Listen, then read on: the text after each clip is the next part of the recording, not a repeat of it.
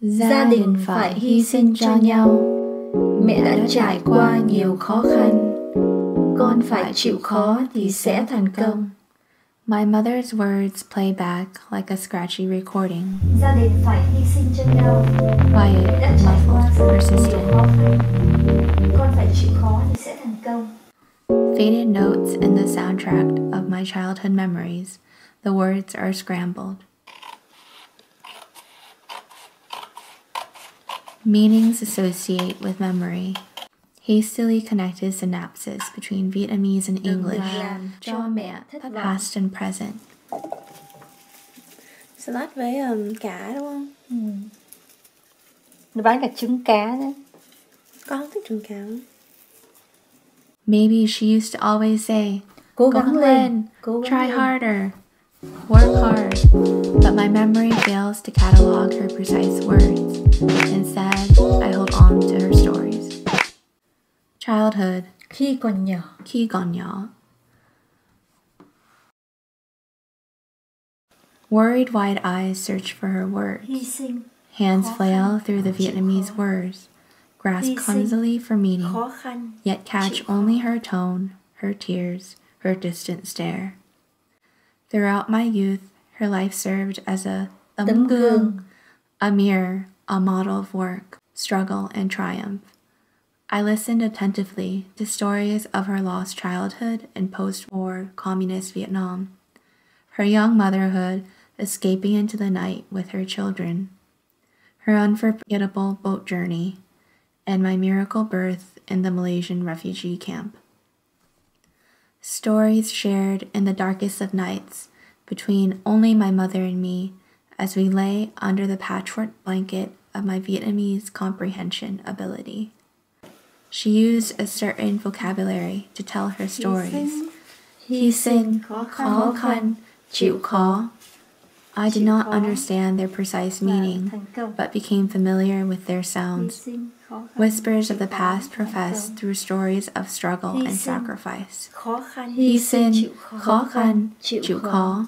The words were fragmented totems, heavy with the metaphysics of meaning, and untranslatable into the American English of my suburban childhood realities. I held the totems in my hand, ran my fingers along their textures, and carefully placed them in my treasure chest. The words represented my mother's life. Each word embodied tales of world past, dreams lost, the impossible overcome. But every so often, the words forcibly made their way into bouts of resentment and mistranslated arguments. Your parents hy-sinh for your life in America. You do not know what khó khăn is. We have to chịu khó every day to provide for you. Over the years, the totemic words became increasingly distant and indistinguishable. Their universe of meanings collapsed into each other, a nebulous cloud of hazy interpretation. Adulthood, bây giờ. Chớp mắt tỉnh dậy, một tay nắm chặt không buông ra, một tay thêu một hình ảnh mới trên tranh. Phải giữ lại mỗi từ, mỗi câu, mỗi ý không hiểu rõ. Tự học, tự biết, tự hiểu.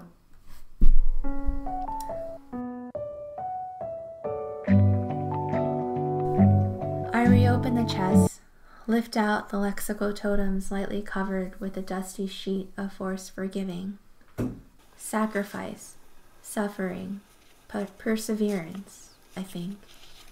I fumble with the words, utter their sounds between my untrained lips, and feel the soft sonic warmth hover around my ears. Heroic nostalgia seep past the temporal and linguistic distance of miscomprehension. I try out the words in context, the way she used to, or at least the way I remember she used to. Family must hy-sinh for each other. Mother has experienced so much khó khăn. You must chịu khó in order to be successful.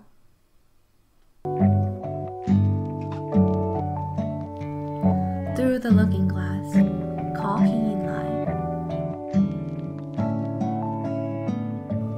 Jazz từ điển, tìm lại những từ mất đi quên rồi. Có phải là đây không? Hay là cái này? Mình cất đi hay để quên ở đâu rồi? An examination glass of logic, dictionaries, distance peer into blurry memories. Khó khăn, I think I know you now.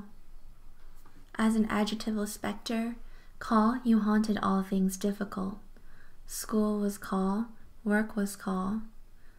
But as a noun khó khăn, you are an undeniable force. On the surface, it means difficulty, but in context implies the crushing weight of suffering. Khó khăn was how my mother operated. Khó khăn was a relentless heavy fog on her past, her present, her future. Khó khăn, the only constant in life, and chịu khó, the only antidote. Chịu khó, you are both everywhere and nowhere, hiding in context and unspoken subtleties. I regretfully have come to know you. As a verb of action with inaction, chịu commanded quiet strength and patience. Somewhere between endure, concede, and tolerate, I found its meaning intolerable. Chịu conjured immediate obedience. Thôi, ráng chịu đi con, was a regular command for the kids to no longer be kids. Translated, it meant something along the lines of, exasperated sigh, my child, you must understand and accept our current circumstances because there is no other choice. Together, chịu khó literally carried the heavy meaning, endure suffering, withstand difficulty, accept hard times.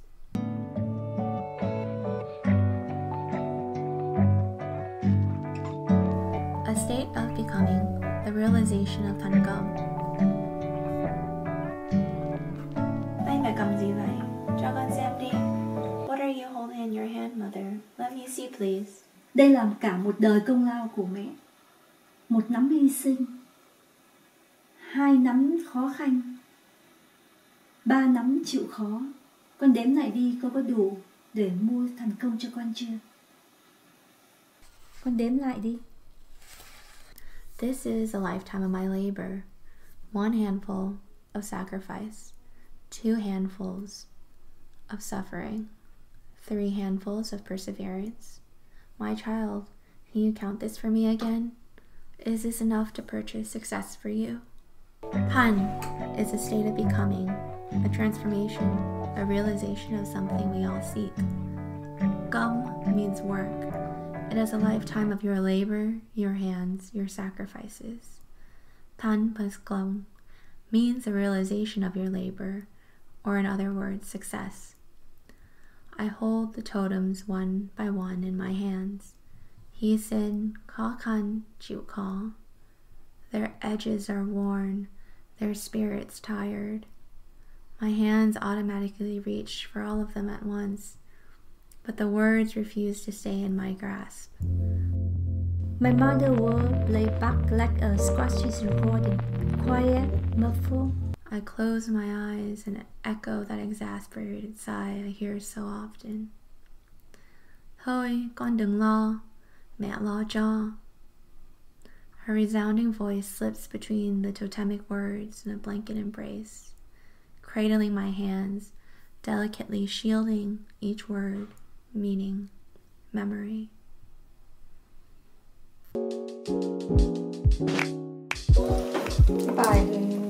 Bài thơ nói về cái gì? Về ngôn ngữ, về trí nhớ, không phải trí nhớ nhưng mà về quá khứ, là mình nhớ lại, là mình di vẽ đúng rồi, về di vãng, những cái gì mà mình nhớ lại đó, rồi mình đặt một ý nghĩa khác, mình làm nên một ý nghĩa khác, mình phân tích một cách khác đó.